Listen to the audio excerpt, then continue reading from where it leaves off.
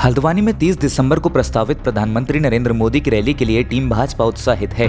BJP महिला मोर्चा भी rally को सफल बनाने के लिए पूरी कोशिश कर रही है। इसी के लिए हल्द्वानी में हुई बीजेपी महिला मोर्चा की बैठक हुई। पार्टी संगठन ने नैनीताल जिले से प्रधानमंत्री नरेंद्र मोदी के कार्यक्रम में 10,000 महिलाओं को शिरकत किए जाने का लक्ष्य रखा गया है। लिहाजा महिला मोर्चा नैनीताल जिले के विभिन्न विधानसभाओं में महिलाओं से संपर्क कर तैयारियों में जुटा है। हल्द्वानी में महिला मोर्चा के अध्यक्ष ने बताया कि प्रधानमंत्री नरेंद्र मोदी को पहली बार शहर में आ रहे हैं। उन्हें सुनने के लिए हर कोई उत्साहित है। महिलाएं स्वयं प्रधानमंत्री नरेंद्र मोदी के कार्यक्रम में आना चाहती हैं।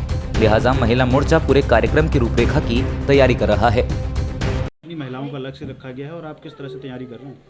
मोदी जी के आगामी हमारे हल्द्वानी विधानसभा का कार्यक्रम 30 तारीख को जो सुनिश्चित हुआ है और उसमें जो है हम लोगों को 10,000 का लक्ष्य है। उस 10,000 के लक्ष्य से ऊपर ही हम महिलाओं में काफ़ी उत्साह है और क्योंकि प्रथम आगमन हमारा इस बार जो है हल्द्वानी तय हुआ है और आ रहे हैं। इससे पहले आगामी हमारे हल्द्वानी में नहीं होते थे, तो ये एक बड़ा लोगों के बीच डिमांड भी थी कि इतने बड़े जो है शख्सियत जो है हम लोग पास से देखते और उसका हमें भी लाभ मिलता। तो वो सपना सबका जो है पूरा होने जा रहा है और उस सपने के अपने इंडिविजुअल सबका अपना इंटरेस्ट है। इसको लेकर के हम लोगों के पास फ़ोन भी आ रहे हैं कि अगर हमें पास मिलेंगे या हमें सुबह जाना है पास से उन्हें देखना है तो हमें किस तरीके से मिलवाया जाएगा। इसके लिए जो है सब में बहुत उत्साह है और पूरा लक्ष्य हम लोग पार करेंगे। नैनीताल जिले में कितने लोग महिलाओं को आपको एकत्र करने का लक्ष्य है और किस तरह की तैयारी? हमारे नैनीताल जिले में 10,000 का लक्ष्य है और उसकी तैयारी को लेकर के हमारी रूम बैठकें हो रही हैं और क्योंकि हमारा महिला सम्मेलन भी अभी 24 को होना है तो वो दोनों तैयारियों के अंतर्गत हम लोग महिला अपना सम्मेलन के साथ साथ में आगामी अपने जो है 30 तारीख के प्रधानमंत्री जी के हमारे आदरणीय मोदी जी को सुनने के लिए सब लोग जो उत्साहित है उसको लेके भी पूरी तैयारियां जोर शोर से चल रही हैं। उत्तराखंड की राज्य सरकार प्रदेश में कोविड की पहली डोज सभी प्रदेशवासियों को लगाए जाने की बातें जरूर कर रही है, लेकिन उनकी ये बात हल्द्वानी के काठगोदाम क्षेत्र में खोखले साबित नजर आई। काठगोदाम क्षेत्र में कई ऐसे लोग मिले जिन्होंने कोविड की पहली डोज अभी तक नहीं लगवाई थी, जिसके बाद आनन फानन में प्रशासन और स्वास्थ्य विभाग की टीम काठगोदाम पहुंची और उनके द्वारा 70 लोगों को कोविड की पहली डोज लगाई गई। साथ ही सभी को कोविड जागरूक करने का काम भी किया गया। इस दौरान सिटी मजिस्ट्रेट ऋचा सिंह ने जानकारी देते हुए बताया कि कोविड को देखते हुए राज्य सरकार सभी लोगों को कोविड की पहली और दूसरी डोज लगाए जाने को लेकर दिशा निर्देश जारी किए गए थे, लेकिन काठगोदाम क्षेत्र में कुछ लोगों को कोविड की पहली और दूसरी डोज नहीं लगा पाए थे।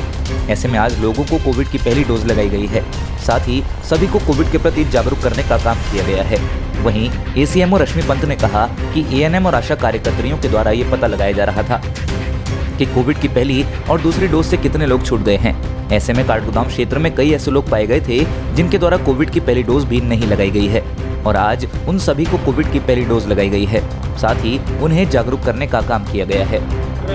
किस तरीके की समस्याएं आ रही हैं, देखिए किस तरीके से इसको अंजाम दिया जाए? देखिए जिस तरीके से देख रहे हैं कि अभी संक्रमण की दर थोड़ी सी फिर से बढ़ने लगी है, तो इसके लेकर हमें लक्ष्य दिया गया वैक्सीनेशन की फर्स्ट और सेकंड डोज को 100% करने का। इसी क्रम में हमारा काठगोदाम का ये कलसिया नाले के ऊपर जो बसा हुआ हमारा वार्ड है, यहाँ पे कुछ लोगों ने वैक्सीनेशन की सेकेंड डोज भी नहीं लगवाई थी, फर्स्ट डोज भी नहीं लगवाई थी। तो इसी क्रम में इन लोगों को जो जागरूक करके इनका जो है वैक्सीनेशन किया जा रहा है। अच्छा मैम, जो लोग वैक्सीन नहीं लगवाना चाह रहे हैं उनके लिए क्या कुछ कार्रवाई होगी? देखिए इसीलिए हम हैं यहाँ पर ACMO हैं, हम लोग इनको घर घर जाके समझा रहे हैं कि इससे किसी भी तरीके की डरने की ज़रूरत नहीं है और कोविड वैक्सीनेशन की डोज लगाने के बाद ही सुरक्षित हम रह सकते हैं, हमारे आसपास का माहौल सुरक्षित होगा तो हम आगे संक्रमण को रोक पाएंगे। इसके लिए लोगों को जागरूक किया जा रहा है। जो लोग नहीं लगवा रहे हैं, जबरन लगवाया जा रहा है, तो उनके लिए तो समझाया जा रहा है, कहीं भी कोई जबरन नहीं लगाया जा रहा है, लोगों को कन्विंस किया जा रहा है। उनके आसपास लोगों ने लगा लिया है, कुछ ही लोग हैं जिन्होंने दहशत की वजह से नहीं लगाया है, तो उनको कन्विंस करके लगाया जा रहा है। उसको किस तरीके देख रहे हैं और किस तरीके से हाँ, सेंट्रल हॉस्पिटल में वो हार्ट पेशेंट थे वो, और उन्होंने हमें बता दिया था कि वो हार्ट पेशेंट है। जब उन्होंने कोविड टेस्ट कराया तो कोविड पॉजिटिव निकले हैं। बहुत बुरा लगा। 77 ईयर्स के थे वो, उनको और अन्य बीमारी भी थी, कोमॉर्बिड के अंतर्गत थे वो, और कोविड डेथ हुई और उनका जो देह संस्कार है वो भी कोविड के मानकों से हुआ है। बाद में काठगोदाम क्षेत्र में कई घर ऐसे हैं जो 70 घर बताया रहे हैं जो वैक्सीन नहीं लगा रहे हैं, उन्हें फर्स्ट डोज में लगा, उसको किस तरीके से कार्य करेंगे? ये बिल्कुल हमारी आशा बहनें हैं, हमारी ANM है और हमारे यहाँ के जो रावत जी हैं अर्बन कोऑर्डिनेटर है। हम 3 दिन से हम लोग लगभग 15 दिन से घर घर दस्तक कार्य कर रहे हैं पूरे हल्द्वानी में और इवन अन्य हमारे ब्लॉक्स में भी नैनीताल जिले में। तो घर घर दस्तक के माध्यम से हमें पता चला कि ये जो बद्रीपुरा है और आगे नई बस्ती है वहाँ काफ़ी रेजिस्टेंट हाउसेस है। रेजिस्टेंट गवर्नमेंट हाउसेस हमारे लिए बहुत एक संवेदनशील बात है, क्योंकि हम हर्ड इम्यूनिटी पे काम कर रहे हैं, है ना। कैसे अवेयर कर रहे हैं इनको? हम लोग अवेयर कर रहे हैं, हम घर घर जाके लोगों को, देखिए आज खुद सिटी मजिस्ट्रेट भी आई हैं, तो हम लोग घर घर जाके के लोगों को प्रोत्साहित कर रहे हैं, कूपन्स भी बांट रहे हैं। अभी हाल ही में हम लोगों ने 10 प्राइजेस भी दिए हैं। ऐसे इस तरह इनको कोविड की महामारी के बारे में भी जानकारी दे रहे हैं, क्योंकि कहीं ना कहीं एक इलिटरेसी तो है ही, है ना। तो उसके बारे में हम लोग जागरूक कर रहे हैं कि कैसे मास्क पहनना, सैनिटाइजेशन करना, और टीकाकरण के अलावा और कोई कोई इलाज नहीं है, क्योंकि इलाज आप देख रहे हैं कैसे मृत्यु हो रही लोगों को। तो हम लोगों को जागरूक कर रहे हैं और आज बहुत सक्सेसफुल भी हो रहा है कि लोग आके बढ़ चढ़ के लगा भी रहे हैं। उत्तराखंड में जहां विधानसभा चुनाव बेहद नजदीक हैं, तो वहीं कांग्रेस अपने घोषणा पत्र जारी करने को लेकर पूरी तरह से तैयार नजर आ रही है। उत्तराखंड कांग्रेस के पब्लिसिटी कमेटी के अध्यक्ष सुमित हृदेश का कहना है कि चुनाव को देखते हुए कांग्रेस अपने घोषणा पत्र पर तेजी से काम कर रही है और राहुल गांधी की देहरादून में हुई रैली के बाद कांग्रेस का पूरा ध्यान अब कांग्रेस के घोषणा पत्र पर है, क्योंकि प्रदेश की जनता बीजेपी की झूठी बातों से अब परेशान हो चुकी है और जनता ये जानती है कि कांग्रेस जो वादा करती है उसे हर हाल में पूरा करती है। इसीलिए प्रदेश की जनता भी कांग्रेस के घोषणा पत्र का बेसब्री से इंतजार कर रही है। कांग्रेस प्रोफेशनल प्रकोष्ठ की टीम लगातार जनता के बीच जाकर जनता की राय ले रही है, जिसको कांग्रेस अपने घोषणा पत्र में शामिल करेगी और बहुत जल्द कांग्रेस का घोषणा पत्र जनता के लिए प्रदेश के विकास के लिए योजनाबद्ध तरीके से आने वाला है। इस दौरान उन्होंने कैबिनेट मंत्री अरविंद पांडे द्वारा कांग्रेस नेता यशपाल आर्य पर की गई टिप्पणी की निंदा की। नहीं, देखिए, अब तो कांग्रेस का जो सबसे महत्वपूर्ण चीज़ है वो हमारा प्रतिज्ञा पत्र अथवा हमारा जो घोषणा पत्र है, इसके लिए हम सब लोग बेचैनी से रुके हैं। उसमें सारे बहुत एक नियोजित तरीके से जो हमारे प्रोफेशनल कांग्रेस वाले हैं, छत्तीसगढ़ और राजस्थान वाले, इनको कुमाऊं और गढ़वाल मंडल दिए गए। इन्होंने विधानसभा वार जाकर लोगों से फीडबैक इनपुट लिया है और मैनिफेस्टो में, घोषणा पत्र में क्या क्या चीज़ें सम्मिलित होनी चाहिए, विधानसभा वार भी लिया है, प्रदेश के हित में भी लिया।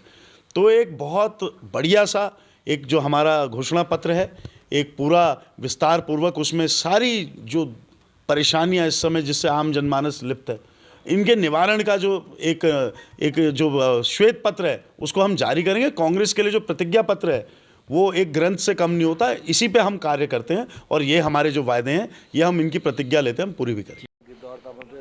तुलना की गई, क्या कहेंगे, किस मानसिकता दिखाता है यहाँ पर एक कैबिनेट मंत्री के द्वारा? नहीं, देखिए, बड़ी अशोभनीय भाषा है और यशपाल आर्य जी हमारे इतने सम्मानित नेता है जिन्हें पक्ष विपक्ष में दोनों जगह सब सम्मान देते हैं और सब मानते हैं, उनका लोहा मानते हैं, उनका राजनीतिक सामाजिक कौशल मानते हैं। और ऐसा व्यक्ति जो हमारी पहली निर्वाचित सरकार के स्पीकर रहे हों, फिर 2 बारी मंत्री रहे हों, प्रदेश कांग्रेस कमेटी के अध्यक्ष रहे हों, सारे पदों पे जो विराजमान रहे, उत्तर प्रदेश की राजनीति के समय से इलेक्टेड एक निर्वाचित सदस्य रहे हों, उनके लिए ऐसे हमारे प्रदेश के अगर शिक्षा मंत्री जी ऐसी बात बोलेंगे तो सोचिए क्या शिक्षा का स्तर हमारे प्रदेश में रह जाएगा, कैसी हम राजनीतिक और सामाजिक शिक्षा हम देना चाह रहे हैं। जो हमारी आने वाली पीढ़ी है, जो हमारे नेतागण हैं, वो कैसी बातें लोगों के लिए कहना शुरू करेंगे अब इसके बाद। और यशपाल जी ने जो आरोप लगाए थे सही तो थे, वो सही तो कह रहे हैं कि उन पर प्राणघाती हमला हुआ और जिन लोगों ने हमला करा वो खुले में घूम रहे हैं, आज़ाद घूम रहे हैं, उन्हें प्रदेश सरकार का संरक्षण मिला हुआ है, तो उन्होंने गलत क्या बोला? तो इसमें ऐसा बयान देना बिल्कुल अशोभनीय, इसका मैं कड़ा विरोध, कड़ी निंदा करता हूं।